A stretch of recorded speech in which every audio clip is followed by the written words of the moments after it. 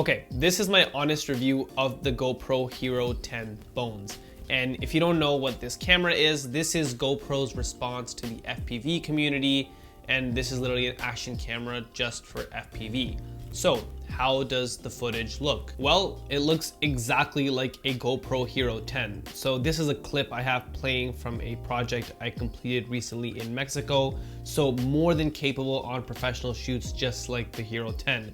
This video is filmed in 5.3K at 24 frames per second in a 4:3 aspect ratio, so making use of the entire sensor in the camera.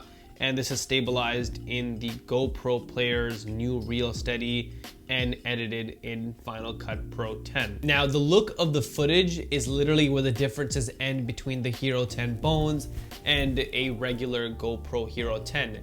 Now, most of the differences between these two cameras are actually on the hardware or the external physical side. So for starters, the Hero 10 Bones does not have a front screen, it doesn't have a back screen, and you can't see this, but it has 2 less mics for a total of 1.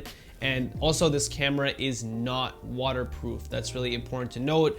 And GoPro has really made sure that they get their point across on this, because it is literally everywhere on the packaging and the labeling saying that this camera is not waterproof. And obviously for how expensive this camera is, you don't want to get it wet.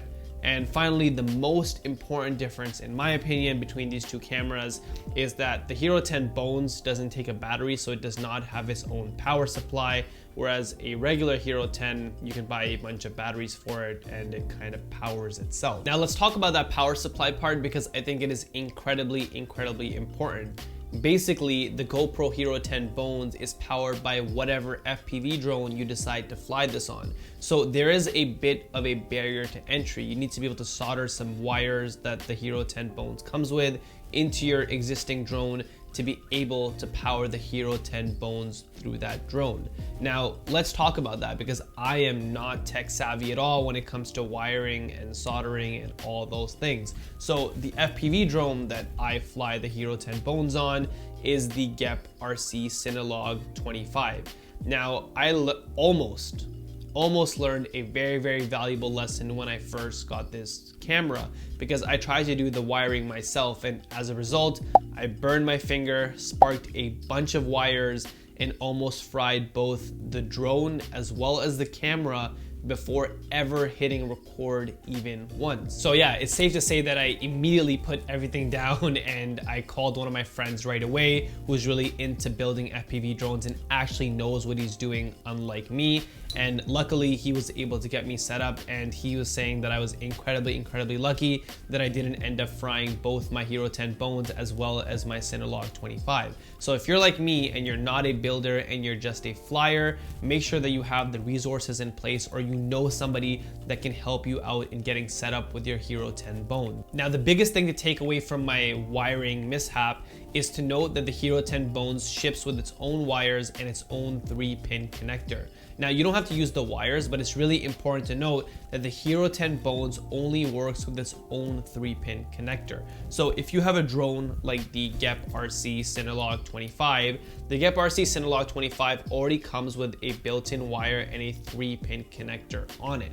And if you try to use that on the Hero 10 Bones, it's not going to work. You have to swap the pin adapters. So make sure you know how to do that, or you know someone that can do that for you, because that's what almost caused me to fry both of the devices. So again, the pin adapter that comes with the Hero 10 Bones is what you have to use to power the camera ultimately. It doesn't matter which wires you use, just use that same pin connector. And finally, the last thing I want to cover about the Hero 10 Bones is how does it fly on a drone like the Cinelog 25? Because this camera is incredibly light at 60 grams, but it's actually still double the weight of a traditional do-it-yourself at home naked GoPro camera, which is usually around 30 grams. And I'm flying this camera on a Cinelog 25 with an 850 milliamp battery just to get maximum flight time. So my setup is actually much heavier than most Cinelog 25 setups. And I've had absolutely no problems with the Hero 10. I don't personally feel the weight difference. I feel like the drone is still very responsive, very quick to turn on its head, and very light. and I don't really notice the weight of this camera, which actually leads me to the next point about the Hero 10 Bones, and that's its durability. Now, the rule with most naked cameras is that if you crash once, the camera's pretty much done. And in most of those instances, you're gonna be out around $700, $600, depending on which naked GoPro Hero version you have, whether that be the 10, the 9, or the 8, or whatever. Obviously, the most recent versions are more expensive. Now, with the Hero 10 Bones, I've crashed it a couple of times, some very light crashes and some kind of more serious crashes. And honestly, it has no marks on it whatsoever. So I found it to be pretty durable, which is awesome.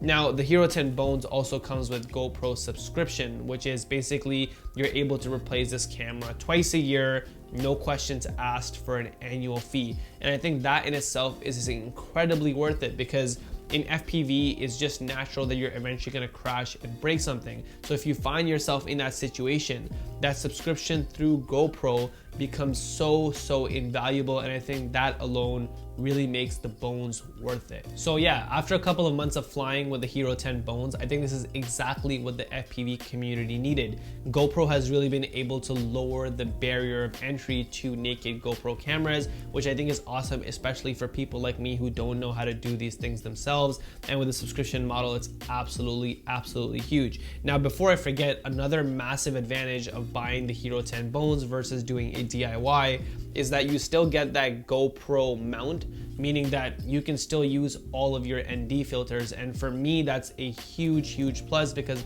I'm always using ND filters when recording, and I don't want to have to go out and buy a set of new ones that fit on a DIY naked GoPro. So having that GoPro mount is really important to me. And yeah, that's everything I have to say about the GoPro Hero 10 Bones. So as always, if you learned something from this video, then please leave a like. It really does help out the video a ton.